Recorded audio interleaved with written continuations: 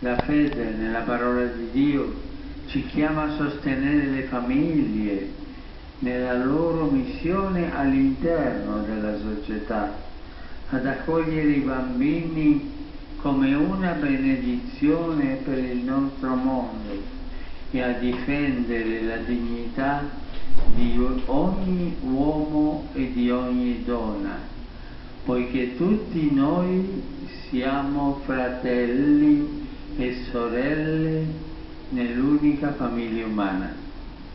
Isaiah's prophecy invites us to look to our own families and to realize how important they are in God's plan. Kenyan society has long been blessed with strong family life, a deep respect for the wisdom of the elderly and love for children. The health of any society depends on the health of its families. For their sake and for the good of society, our faith in God's word calls us to support families in society. Our faith in God's word calls us to support families in their mission in society, to accept children as a blessing for our world, and to defend the dignity of each man and woman, for all of us are brothers and sisters in the one human family. In obbedienza alla parola di Dio siamo anche chiamati ad opporre resistenza alle pratiche che favoriscono l'arroganza negli uomini, feriscono o disprezzano le donne, non curano gli anziani e minacciano la vita degli innocenti non ancora nati. Siamo chiamati a rispettarci e a incoraggiarci a vicenda e a raggiungere tutti coloro che si trovano nel bisogno. Le famiglie cristiane hanno questa missione speciale: irradiare l'amore di Dio e riversare l'acqua vivificante del suo spirito. Questo è particolarmente importante oggi perché assistiamo alla avanzata dei nuovi deserti creati da una cultura dell'egoismo e dell'indifferenza verso gli altri. In obedience to God's word, we are also called to resist practices which foster arrogance in men, hurt or demean women, ignore the elderly, and threaten the life of the innocent unborn. We are called to respect and encourage one another and to reach out to all those in need. Christian families have this special mission to radiate God's love and to spread the life-giving waters of His Spirit. This is especially important today, for we are seeing the growth of new deserts created by a culture of self-centeredness and indifference to others. Qui, nel cuore di questa università, dove le menti e i cuori delle nuove generazioni vengono formati, faccio appello in modo speciale ai giovani delle nazioni. I grandi valori della tradizione africana, la saggezza e la verità della parola di Dio e il generoso idealismo della vostra giovinezza vi guidino nell'impegno di formare una società che sia sempre più giusta, inclusiva e rispettosa della dignità umana.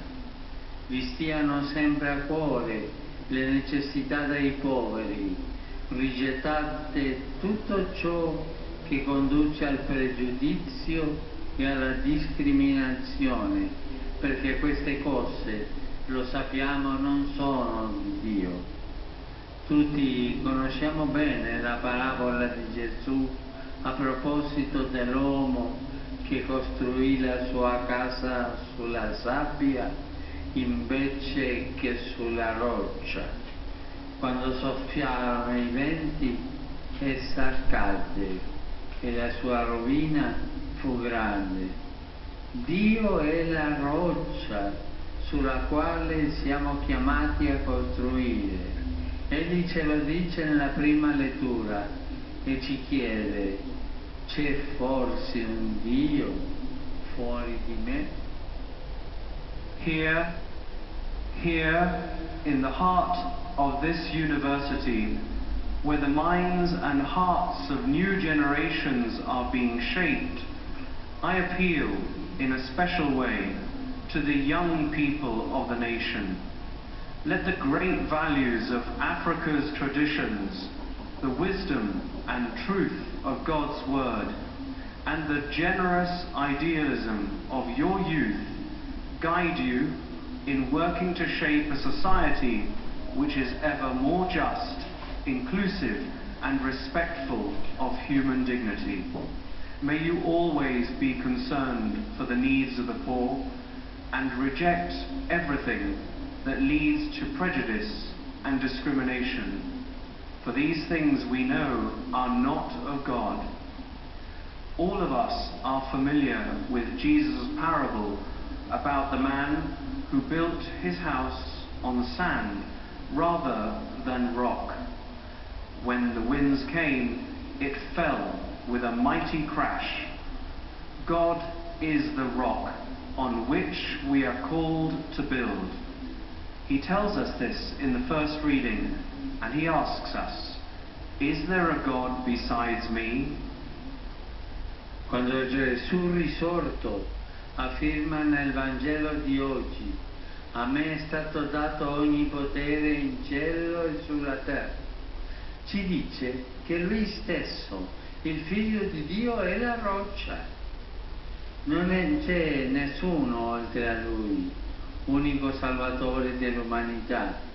Desidera attirare uomini e donne di ogni epoca e luogo al sé, così da poterli portare al Padre.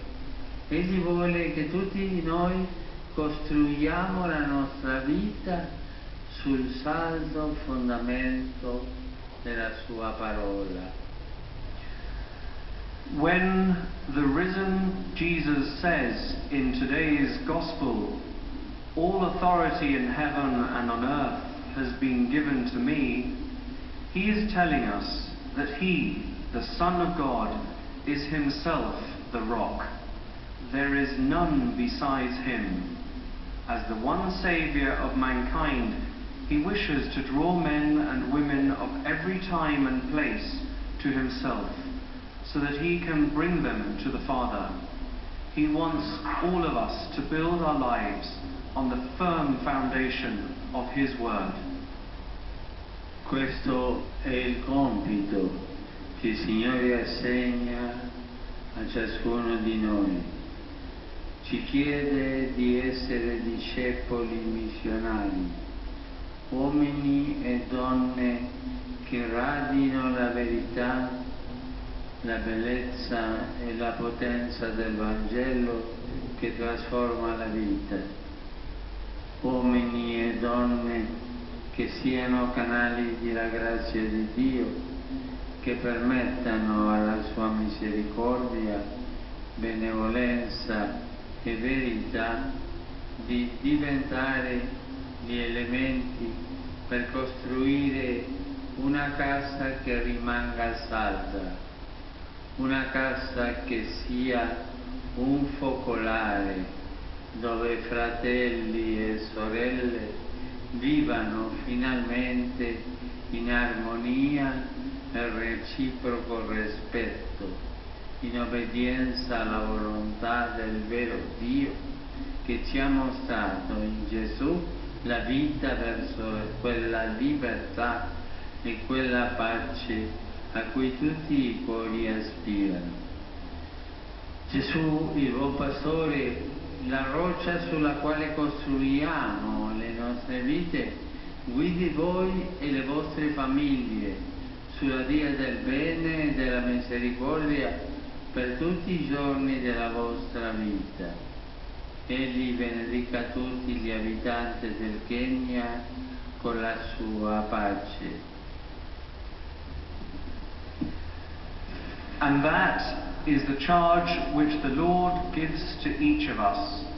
He asks us to be missionary disciples, men and women who radiate the truth, beauty, and life-changing power of the gospel. Men and women who are channels of God's grace, who enable His mercy, kindness, and truth to become the building blocks of a house that stands firm, a house which is a home, where brothers and sisters at last live in harmony and mutual respect, in obedience to the will of the true God, who has shown us in Jesus the way to that freedom and peace for which all hearts long. May Jesus, the Good Shepherd, the rock on whom we build our lives, guide you and your families in the way of goodness and mercy all the days of your lives. May He bless all Kenyans with His peace. Siate forti nella fede, non abbiate paura perché voi appartenete al Signore. Stand strong in faith. Do not be afraid, for you belong to the Lord. Mungu awabariki. Mungu abariki Kenya.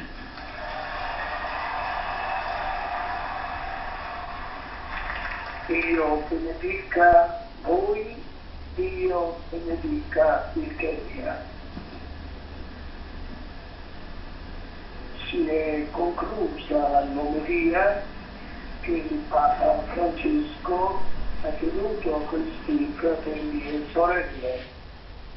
Un'omelia nella quale, sulla parola che è stata proclamata, ha voluto esaltare anche gli sforzi e i passi fatti da questo popolo.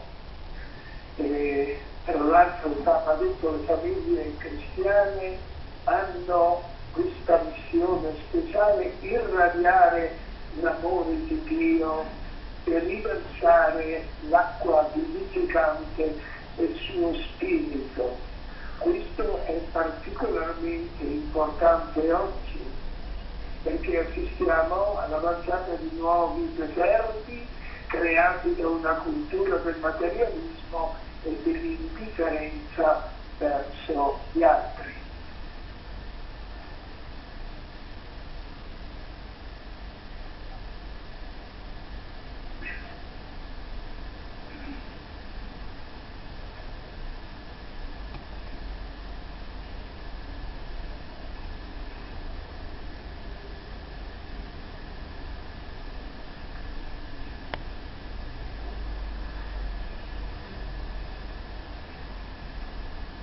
E dopo il momento di riflessione, di meditazione, ecco la preghiera.